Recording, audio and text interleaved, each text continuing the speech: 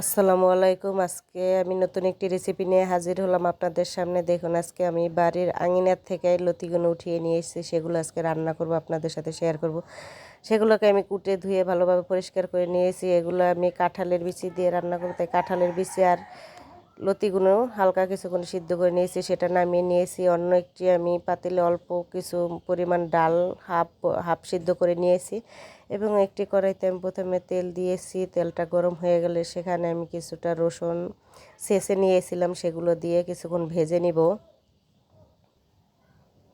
এটা কিছুক্ষণ ভাজা হয়ে গেলে হালকা যখন লাল হবে তখন আমি পেঁয়াজ এবং কাঁচামরিচ কুচিগুলো দিয়ে দেব, দিয়ে আরও কিছুক্ষণ ভেজে নিব।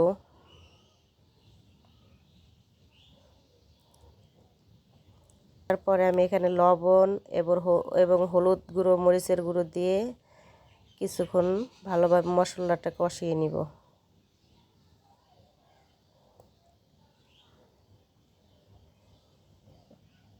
এটা কিছুক্ষণ কষানোর পরে এখানে আমি যে ডালগুলো হাফ সিদ্ধ করে রেখেছিলাম সেগুলো দিয়ে দেব। ডালটা ভালোভাবে মশলার সাথে কিছুক্ষণ কষিয়ে নিব। এটা কষানো হয়ে গেলে এখানে আমি যে লতি এবং কাঁঠালের বিচিগুলো সিদ্ধ করে রেখেছিলাম সেগুলো এখন দিয়ে দিব। এগুলো দিয়ে আমি ভালোভাবে নেড়ে চেড়ে মশলার সাথে মিশিয়ে নিব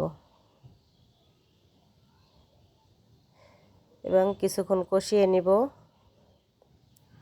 এটাকে আস্তে আস্তে লাড়তে হবে, তা না হলে লতিটা আপনার ভেঙে গেলে বিজল বিজল হবে, খেতে মজা লাগবে না। কিছুক্ষণ কষানোর পরে যখন দেখবেন একটু তেল ছেড়ে সামান্য পরিমাণ পানি দিবেন।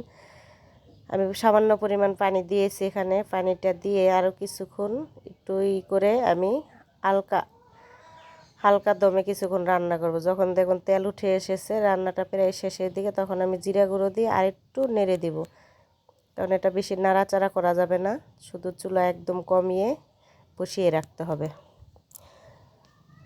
রান্নাটা আমার প্রায় শেষ। ধন্যবাদ বন্ধুরা। আমার ভিডিওটি ভালো লাগলে লাইক করবেন এবং শেয়ার করবেন, চ্যানেলটি সাবস্ক্রাইব করে দিবেন। ধন্যবাদ সবাইকে।